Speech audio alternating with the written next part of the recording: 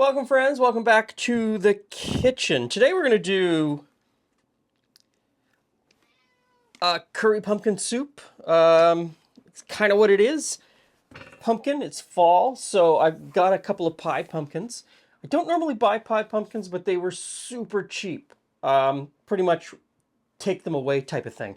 There's something up here that's just, chicken wants the chickpea juice. Chicken, get down. Oh, okay. Chicken wants the chickpea.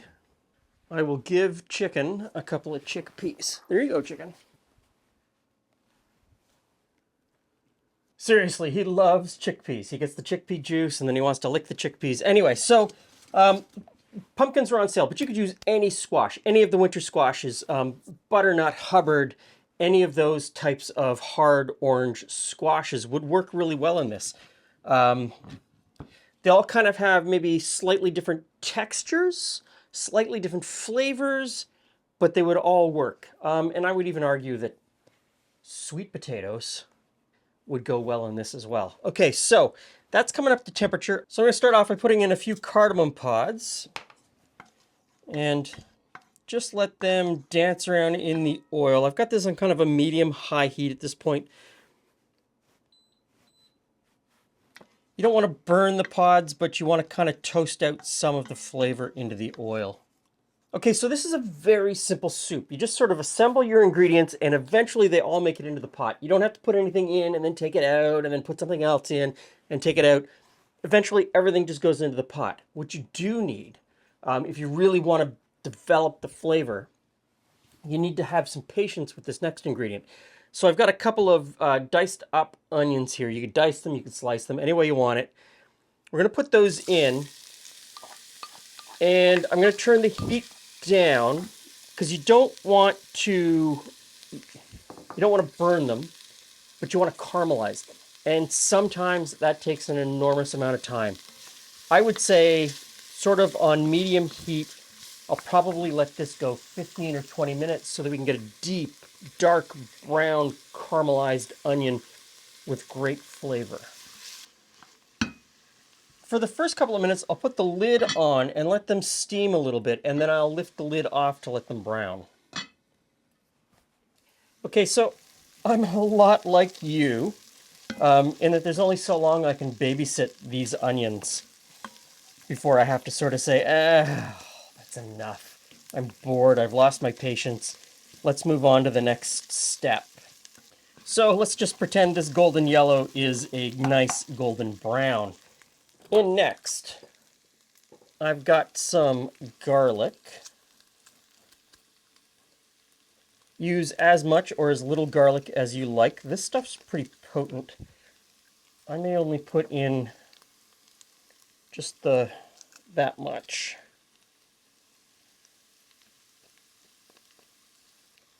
Next in is some grated ginger.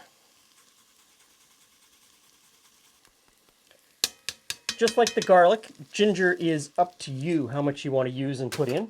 I really like garlic. I really like ginger, so I'm going to use more ginger than garlic. I like garlic too, but you know, not as much as ginger. Next in, tomato paste. About half a can, which comes out to just a little over a quarter cup. I will rinse the rest out when I put the stock in later. So just stir this around a little bit. The idea is that you want to get a little bit of caramelization on the tomato paste. That's the idea anyway. I've done it both ways, and I can't really notice any difference in the flavor at all. Some people say that you're cooking it to take the tin flavor out because it's been in a can. And I know that it has sort of an acidic tang that some people don't like. I really enjoy that.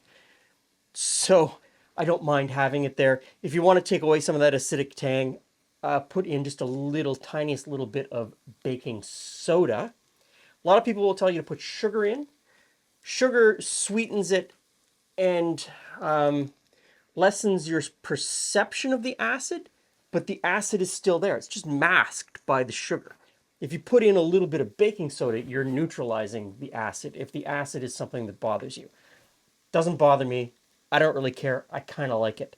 I think this is done enough. We'll move on to the spices. So, first spice in is turmeric. That's a tough one. Some people love it. Some people hate it. If you don't like it, don't put it in. I sometimes don't like cooking with it because it stains everything. It is in here mostly for color because it makes everything kind of look like the pumpkin. If you don't like it, leave it out. Chili powder. This is a Kashmiri chili powder. It is just ground chilies. So you could use paprika or cayenne. But there is chili powder sold in Canada and the United States that is a mix of a bunch of different spices that you would put in chili, the soupy stew called chili. Next in, I've got cumin and coriander seed. And I've ground up the coriander seed, but I've left the cumin whole. I like the cumin whole. Grind up the coriander. Where we live, coriander is always the seed, and cilantro is the green leafy part. They have different flavors and different chemical compounds in them. Okay, so that's looking really good. In goes the vegetable stock.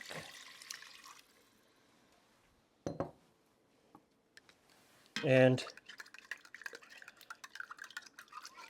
what's left in the can. And as always, salt and pepper to taste. I used vegetable stock this time. I will often use chicken stock. I like chicken stock in this concoction. It works really well for me. But if you are veg or vegan, you might just want to go with vegetable stock, obviously. And depending on the stock that you're using, be careful with your salt because sometimes it can be very salty. Mine isn't very bad, so I put in a bit of salt and a little bit of pepper to taste. And at this point, we can go ahead and put in the chickpeas and the pumpkin. Now, I've just diced it up. Somewhere between 500 grams and 800 grams of pumpkin usually works with that amount of stock. You can up the amount of stock if you want to, if you want it a little looser or if you've got more pumpkin. The pumpkin that I cut up came to about 900 grams after I had peeled it, taken out the seeds, and then chopped it up. So I've got about 900 grams of peeled chopped pumpkin here. Doesn't matter which squash you buy, it's very hard to determine how much is there. So you have to kind of play with a soup like this. Mother Nature doesn't make everything all the same. Okay, so give that a stir. I'm going to put the lid on and let that simmer slowly for about a half an hour. Okay, so the pumpkin has softened at this point. I'm going to turn off the heat. And I'm going to add some yogurt. Obviously, if you're making this as a vegan or vegetarian dish, you would use one of the vegan or vegetarian yogurt substitutes. If you're not, you could use sour cream at this point. Creme fraiche would probably be the best thing. I'm going to use a plain yogurt. And if you don't want it, you can just leave it right out. And so I'm going to put in a couple of healthy dollops of sour cream. Sorry, yogurt. Yogurt. I'm using plain yogurt. Sometimes I don't know what I'm doing. And we'll just stir that in. And what I really do think that creme fraiche is the best because it doesn't break when you put it into something hot. Sometimes yogurt and sour cream will break a little bit. If you wanted to sort of up the creaminess, of course, whipping cream would go really well in here. I mean, that takes away some of the healthiness of the soup, but as long as it tastes good, I'm more interested in flavor.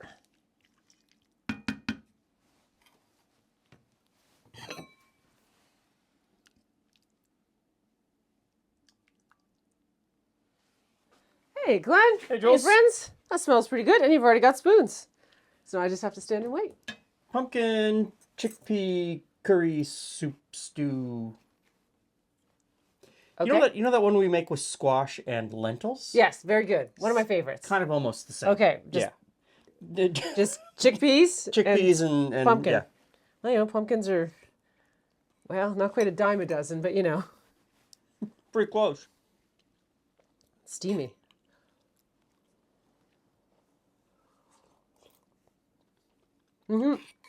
Yeah. Okay.